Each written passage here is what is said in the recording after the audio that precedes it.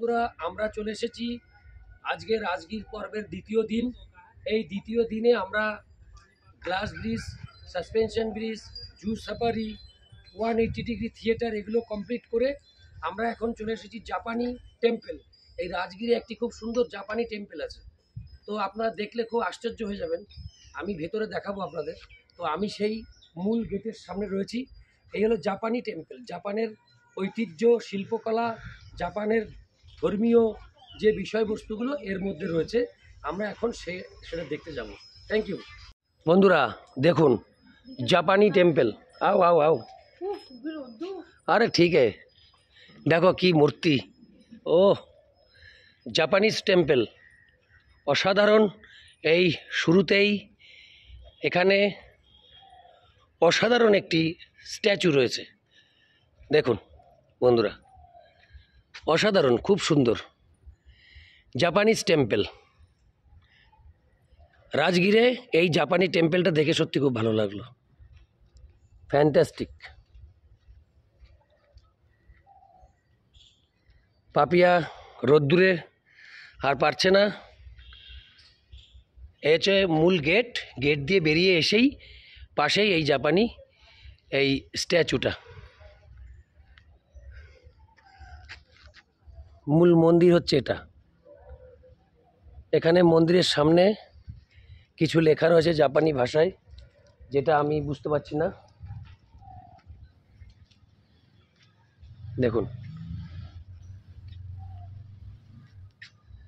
এই হচ্ছে জাপানি টেম্পল, অসাধারণ। দুপাশে দুটো লায়ন রয়েছে। লায়ন তো না, টাইগার, লায়ন। এই লায়ন রয়েছে এখানে। এপাশে একটা right hand side, left hand side, এবং মধ্যে এই ফলকটা রয়েছে। আমি এখানে কিছু লেখা আছে, আমি বুঝতে পারছি না, জাপানি ভাষায় লেখা আছে। আর এই হচ্ছে মন্দির। চলো আমরা একটু ভিতরে যাই।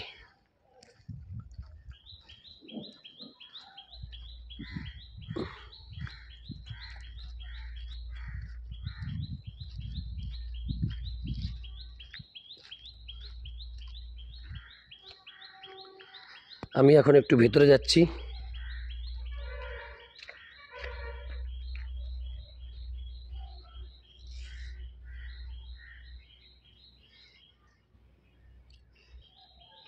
হ্যাঁ,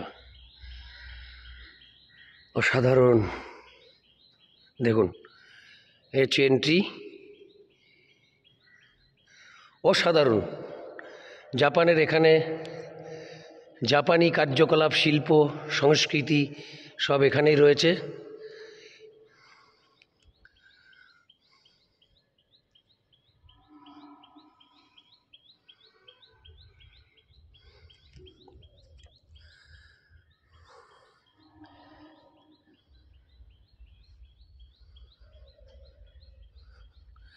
খুবই সুন্দর।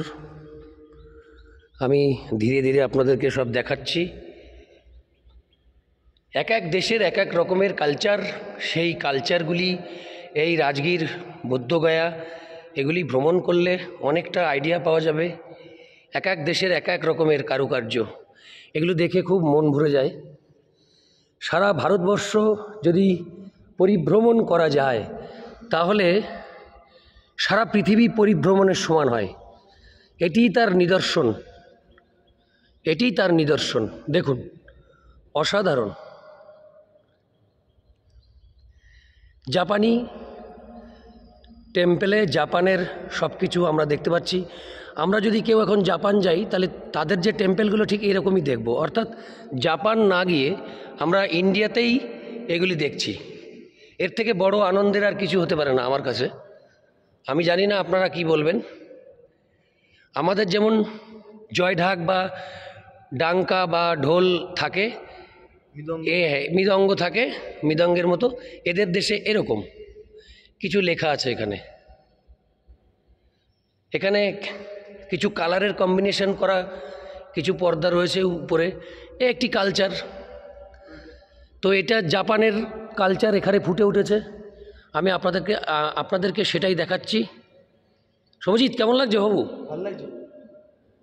দেখুন, জাপানি টেম্পল অনেক বড়। আমি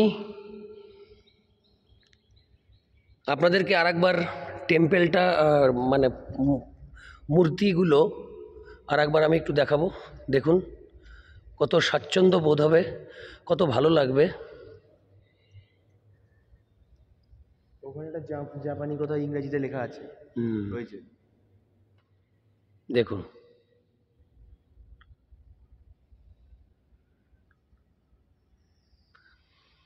এগুলি না বেরোলে, ঘুরতে না বেরোলে এগুলো কিছুই উপলব্ধি করা যাবে না।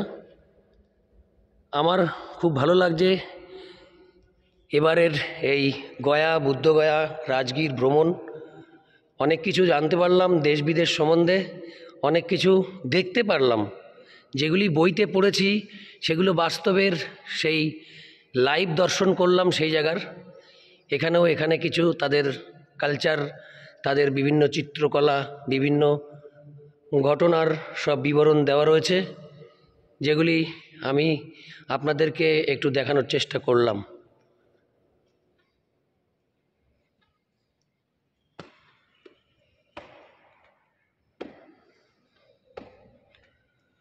এই হচ্ছে চিত্রকলা জাপানের, দেখুন।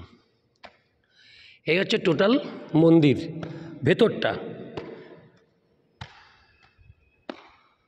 সামনে একটি বুদ্ধর মূর্তিও আছে। বুদ্ধর মূর্তি কি বা তাদের উপাসক কোনো মূর্তি হবে জানি না। দেখুন জাপানি। Thank you very much. আপনাদের কেমন লাগলো অবশ্যই কমেন্টস করে জানাবেন। আপনাদের যদি ভালো লাগে তাহলে অবশ্যই লাইক, কমেন্টস ও সাবস্ক্রাইব করবেন চ্যানেলটিকে। দেখুন আমাদের যে মন্দিরের যে পিলারগুলো কিন্তু এরকম না, জাপানের মন্দিরের পিলারগুলো ঠিক এরকম। এইটাই হচ্ছে একটা দেখার বিষয়, আর কিছুই নয়। দেখুন নিচেটা কেমন। বন্ধুরা, জাপানি টেম্পেল দেখে আমরা এবার বেরিয়ে যাচ্ছি। রাজগীরের জাপানি টেম্পেল, রাজগীরে এই জাপানি টেম্পেল দেখে খুব ভালো লাগলো। আমরা এখন এখান থেকে বেরিয়ে যাব। এই হচ্ছে আমাদের এক্সিট পয়েন্ট, আমরা এখান থেকে বেরিয়ে যাব। ধন্যবাদ। আপনারা সবাই আসবেন, ভালো লাগবে। এইসব মন্দিরগুলি দেখলে মনে একটা আলাদা চার্ম, একটা আলাদা রকমের উষ্ণতা ভোগ করবেন, পাবেন।